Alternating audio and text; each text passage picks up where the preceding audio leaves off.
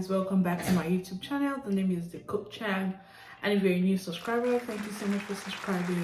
And if you just got on my channel and you haven't subscribed yet, please subscribe. Don't waste time. Like, share and comment, all the good stuff. I'm always here to respond to you. And today I'm going to be talking about how to submit your study visa application for UK investors in a step-by-step guide, right? To start with, this guide is for those who have been given granted admission by an institution. That means that you've gotten an acceptance letter and have been told to apply for a study visa. So now to the steps. So what steps should you take? Number one, accept offer letter and pay course fee. So at this point, if you've not seen my previous video, you need to go watch that. I'm gonna link it somewhere here so that you can watch and see for yourself. At this point, you've gotten to the point where you've applied and you've gotten an admission, and now they've given you an acceptance and an offer letter, and you need to accept that offer letter. And for you to be able to apply for UK universities visa, UK student visa, you need to formally accept the offer that the institution had given you, and this will help them to be able to provide you with confirmation of acceptance for studies, popularly known as CAS. And that CAS is what you will need for the other steps that I'll be highlighting. So first of all, you need to accept the offer that you were given, and please note that some universities require you to pay an upfront fee towards your course, and will be later deducted from the entire fee. So just to show your commitment. The second step is to collate your financial evidence. So if you're coming to the UK, you need to prove that you have enough money to support yourself, and peradventure you're coming with dependents, you need to also show that you can take care of these dependents, or your money or their money can take care of any of their bills in the UK. Except you're coming from countries like maybe Australia, Brazil. There are some exempt countries that they don't need to prove any kind of fund, but trust me, many African countries need to prove their financial evidence that you're able to do this.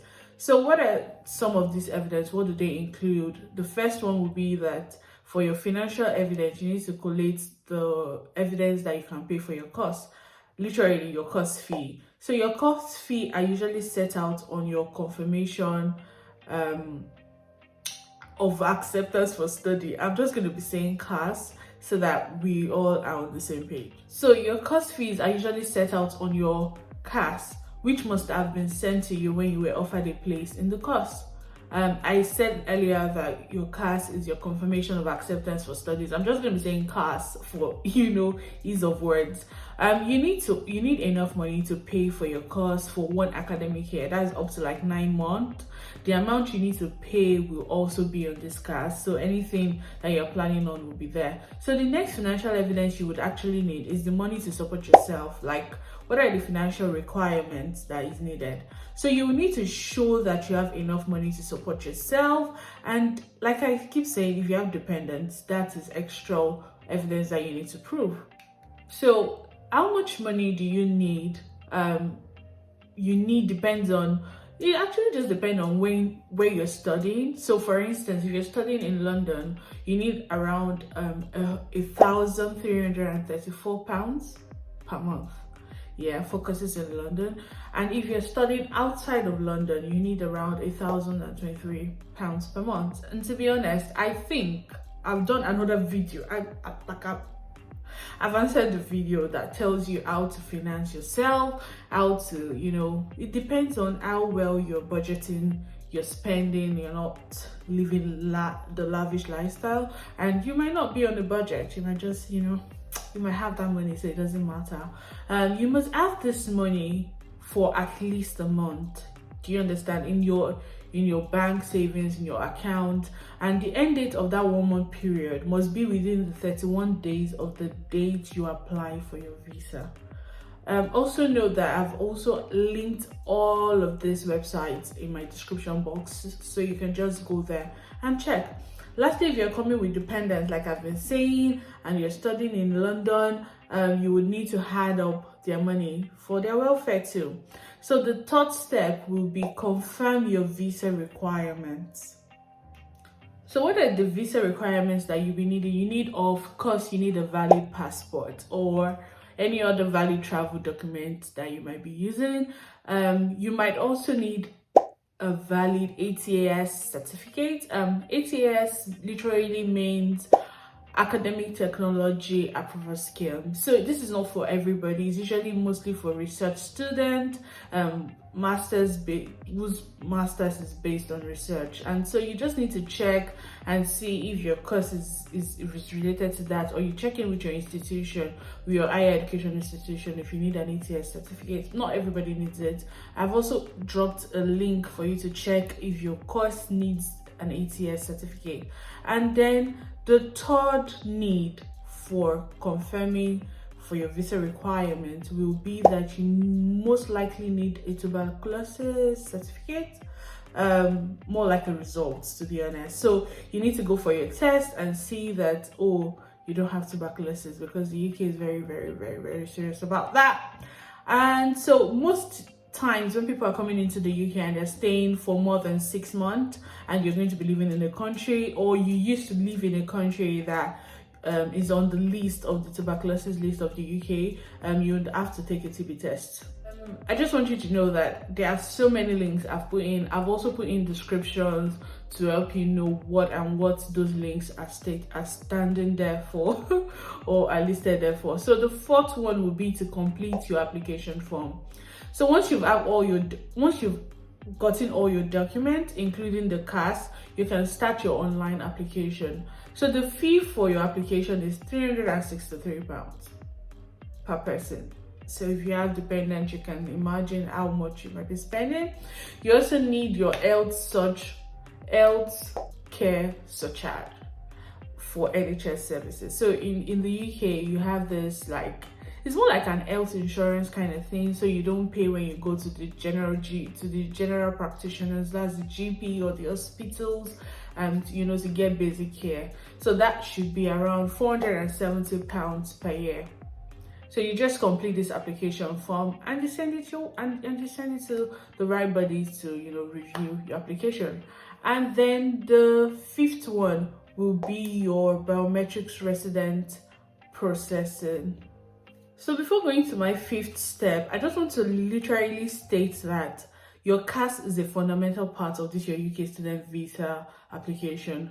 So you need to triple check and be sure that all your details are correct. If you have a long name like mine, my official name is quite long, and I make sure I'm not mixing up letters. So you need to check and check and check again. You need to check for the tuition fee that is right. You need to check that your deposit fees are right. You need to check the English requirements.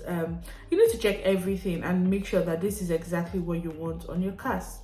Now let's go to the fifth step. The fifth step will be for you to start processing your biometrics resident permit. This is also popularly known as BRP. So for your BRP, you need to provide your fingerprints, your photographic, majorly your biometric information at the visa application center. Or you can also use the UK Immigration ID Check app. So there's a link in my description box for everything I'm saying, and you can go there and click. You need to scan your identity document and just follow the instruction that they give you into applying.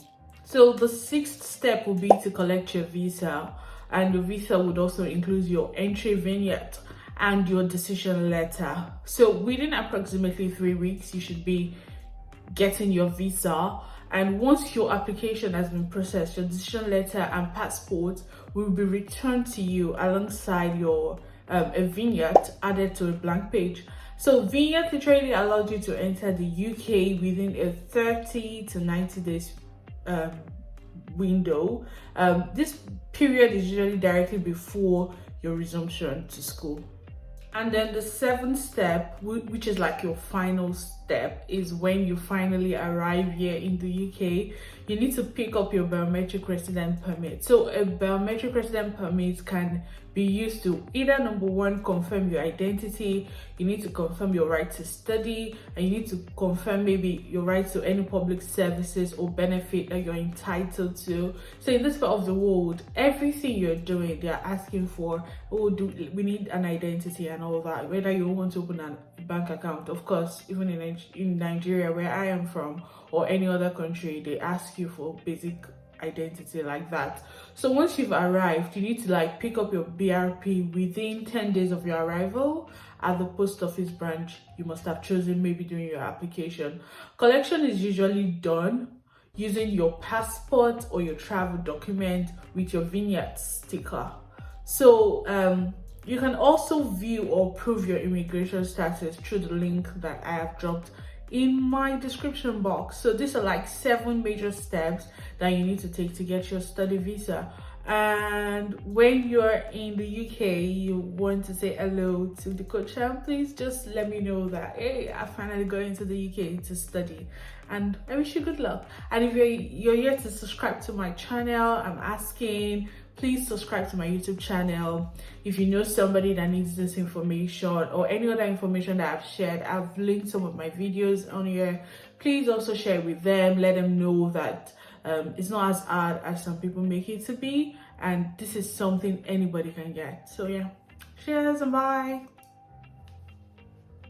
See you next time.